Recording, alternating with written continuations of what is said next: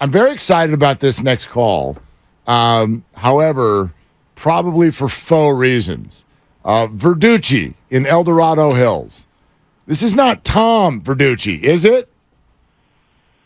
Hey, what's going on, fellas? And yeah, relatively calm. You know, I'm obviously disappointed as a Giants fan, but I don't think we're that far off. You know, I do think we have a good foundation with some of the young pitchers that are coming up. I do like some of the position players that we are starting to see at the end of the season. But I think it starts in the minor leagues, too, with having good player development. It starts with the coaches, you know, and really getting them ready, because you see a difference between, you know, some of the ball players that are coming up through the minors, like the Reds or the Braves. And it just seems like when they get the call up to the major leagues, that they're ready to go, and they're difference makers. And I think that's really what they need to focus on, because the reality is no free agent is going to come here. No free agent hitter is going to want to come here and deal with the whole line change of the platoon. So if anything that Farhan comes up with, you got to be able to use the minor league pitching that we have and hopefully go ahead, package that, and get a deal for a hitter that we can trade for. Yeah. And hopefully you get, you know, one or two hitters in the middle of that order to kind of help support the rest of the order and the pitchers like Webb. I certainly agree with what you said there at the end. Thank you, Calm. But that was Calm Verducci. Hey.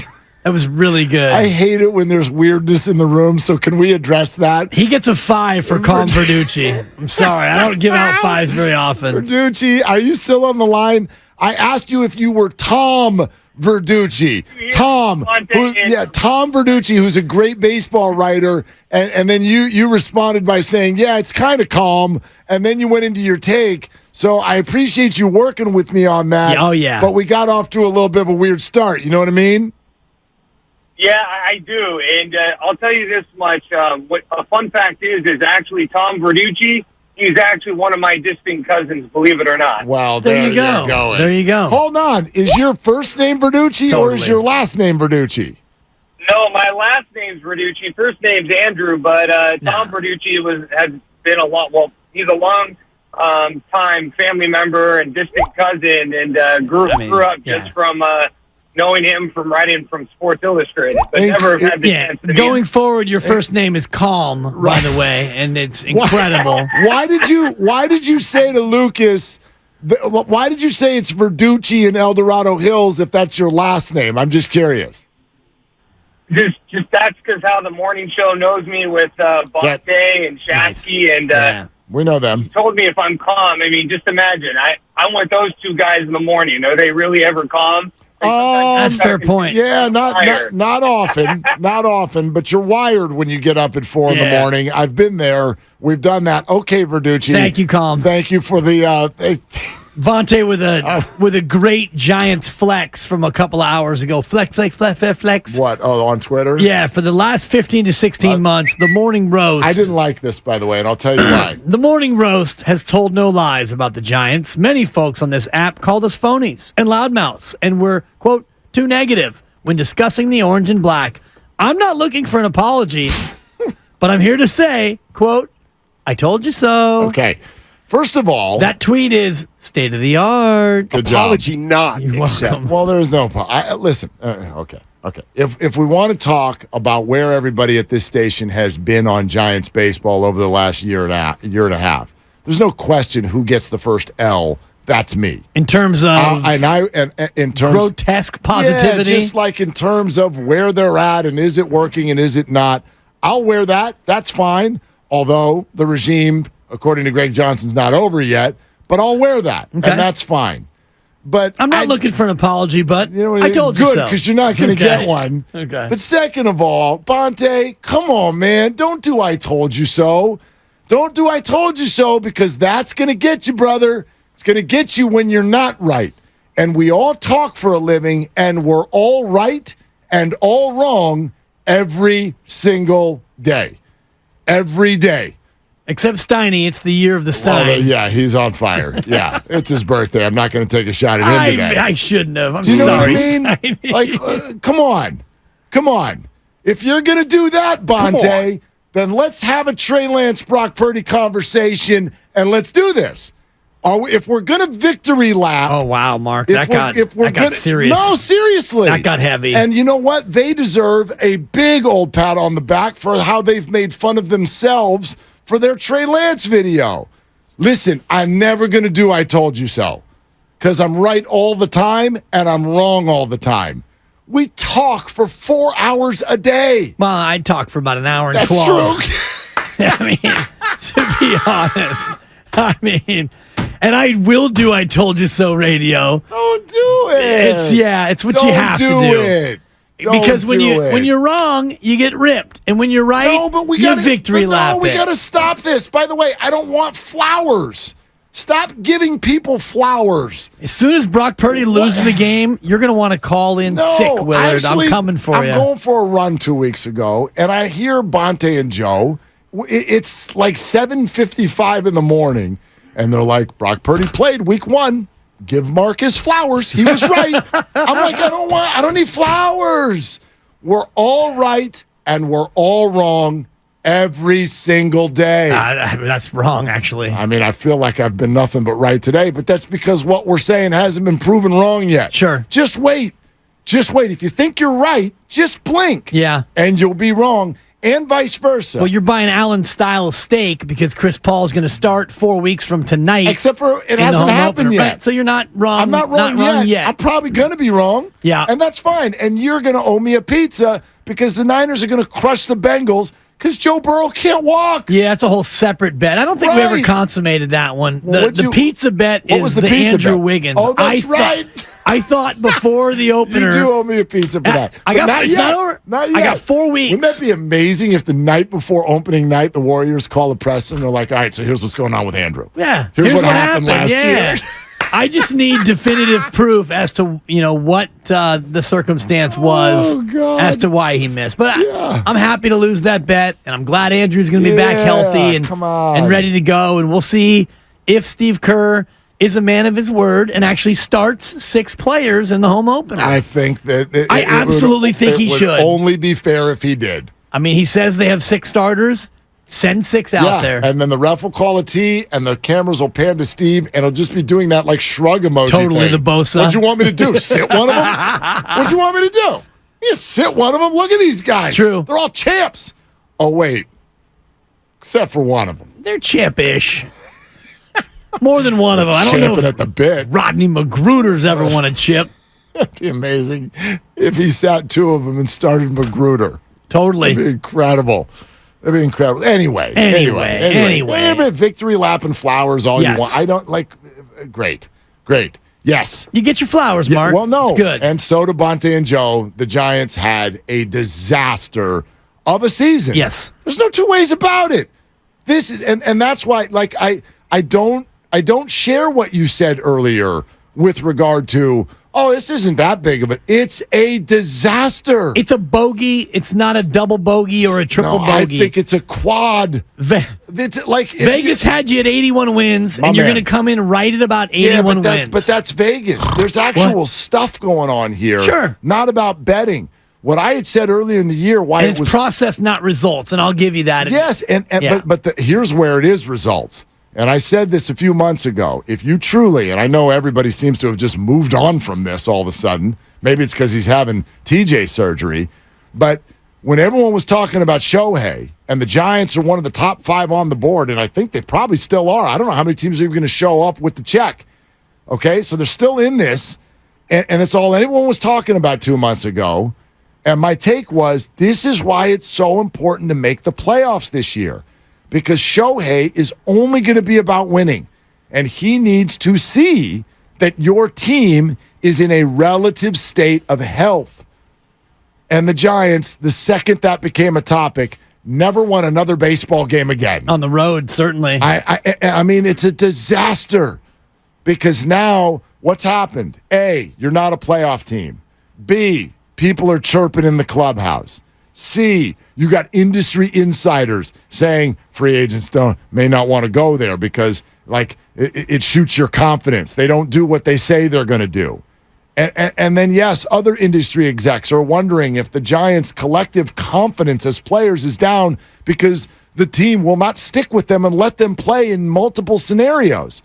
That's all bad in the Shohei Derby. And quite frankly, in the Bellinger, Blake Snell, all the derbies, it's bad.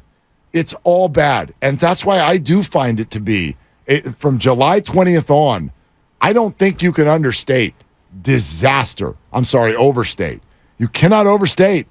This was terrible. Well, when you look at all of the secondary and tertiary fallouts from this year, I think you can look at it that way, and you make a good case. Because if it affects your ability to get free agents in the offseason, and I think that it might, then that's terrible. And if it affected your clubhouse this year to where you have your ace speaking out after a complete game win, and he goes out of his way to talk about how the culture needs to be better going forward, and the reports come out that Jock Peterson is playing a card game none of us had ever heard about before games, and instead of grinding to make himself a better player, that's a bad thing. A lot of the things you talk about with the process of this team, if the process is flawed, then you've got bigger problems than just being a game below 500. Listen to 95.7 The Game, KGMZ FM and HD1 San Francisco, always live on the free Odyssey app, Twitch, and YouTube, powered by First NorCal Credit Union. Peter King's conversation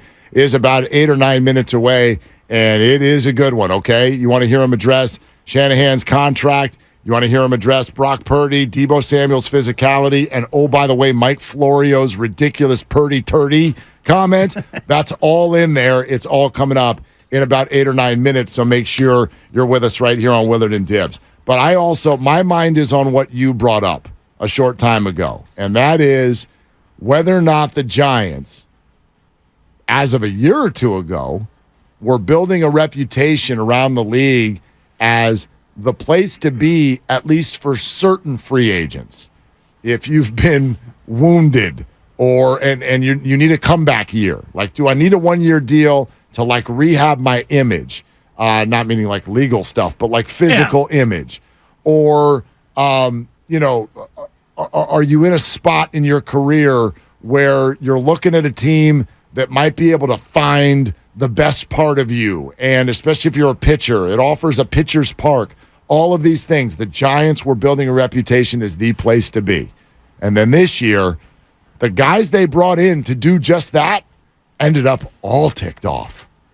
Like, who'd they bring in this year to do the 1 year or 1+1 rehab, your standing in the marketplace? It was Ross Stripling and Sean Manaea, and neither one of them enjoyed their time. And Haniger and Conforto. Right. Well, Haniger less so. That's a 3-year deal. Okay. If he wants it to be. Haniger's back.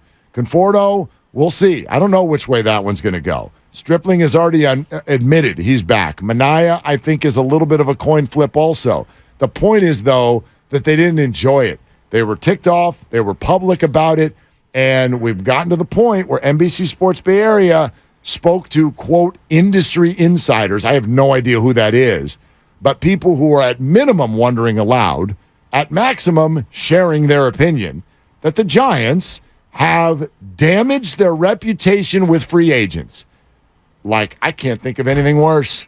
Right. As you head out into the biggest free agency market that you've had under the Zaidi Kapler era, and how could it not be damaging their reputation when you look at what's happened this year? And I think this is where I'm leaning toward maybe a double bogey for the season. If it really has damaged your reputation, it's bad enough to be mediocre and dull and a tune-out to your audience and out of the playoffs. That's bad. That's bogey golf. But if it turns out to affect you again next year, and honestly, if you're a free agent, if you're a position player in the free agent market, why would you want to come to the Giants if you were being threatened by either being a platoon guy or at the very least not knowing what your role is going to be? Well, that's the now, that's if you're the Ohtani, issue. it's a different story, Well, right? I do think, look, some of these guys we're talking about where it's like if they're offering you an 8-year deal to the end of your career, well, then who cares?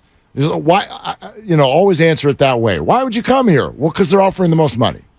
That's answer number one. And so, the Giants need to do that. And if you get 8 years, you're going to outlast the manager and the president of baseball ops. That too. And if you don't, that means you won a bunch of titles. And you want great numbers. Guys want to be in the Hall of Fame. They want to be all-stars. I get all that. but there is a little bit less. Numbers matter a little bit less if you're getting one of these deals that goes to the end of your career because you're like, I'm not going to be a free agent again.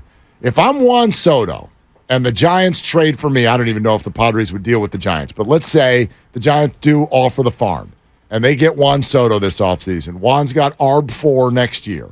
So that's already done. He'll probably make close to $30 million on a one-year deal. Okay? No problem. Bring in Juan Soto, do the darn thing, hit your 34 home runs, be really good, OPS 911. And then here we are, right? And it's free agency time. And the Giants, at age, he would be 25, still only 24 years old. It's hard to believe. 25 years old, and the Giants come to you and say, 13 years, $500 million. Well, it's like, yeah. Yes, Juan Soto would do that because A, the number is right, and it's the biggest number out there, and B, is he going to lose a few home runs in Triples Alley? Sure. Does that matter if you're never going to be a free agent again? Matters less. It matters less. It still matters, but it matters less. It should matter less, and you would imagine unless another team in a more hitter-friendly park made the same offer, then you'd have to balance it out. If Colorado comes to you and says, yeah, we'll do 13 and 500, and you're thinking, okay, I mean, I got a chance at 700 home runs if I go there. Maybe it's a different calculus, but all things created equally, you'd have a better chance to win here. And I think about what you were saying in terms of the Padres, because Machado, he got one of those deals. He signed through 2033, Tatis Jr. through 34, Bogarts through 33. So those guys are set. They're locked up. They're set. And even if the Padres want to trade them, or they're getting paid. Bogarts is getting 25 and a half every year for the next 10, and Machado gets 39.1 in 7 straight years at the back end of this deal. It's unreal. So that's damn near $280 million. That's not even counting the next 3 years. Right. His deal's like 300, and it's 350. Tatis is 340. Bogarts is 280. So yeah, you want to win. And yeah, you want to be a Hall of Famer and an All-Star and all the rest of it, but at the very back end of it, you're paid in full. It's baseball. Wow. These are guaranteed deals. Well, Juan is also, and Hello Tuesday, he's also a great Oppo Taco guy, and he's done it a bunch at this ballpark. So I don't know if Juan would hesitate. Plus, Juan is in a situation where basically you have that year that everyone's always coveting, right? Like, oh, you got a year to convince him. It's not just are you a free agent, but you've got a full year in the system to, I don't know, maybe have a good year individually and collectively, show him the red carpet, show him why this is a good place to be. And I don't know. I know Giants fans' confidence in these guys doing that is not very high right now. That's also part of what Logan Webb is talking about. Like you cannot bring guys in here and have the energy be drab. You can't do that. So the shift next year to me is less about somebody being fired, and it's much more energetic. It's much more about energy. And the whole thing needs to feel big next year, and I mean upon arrival, not some sort of a slow build and a nice acquisition at the deadline. And I wonder if the current brain trust has the ability to make that shift. Like you were saying earlier, can Gabe Kapler be a guy to be more hands-on and inject that energy into the clubhouse? Is your young core of players who all should be here all year, Luciano and Matos and all the fellas should be here from April all the way on, are they going to have enough gravitas to electrify this moribund clubhouse? Yeah, something's got to give for sure.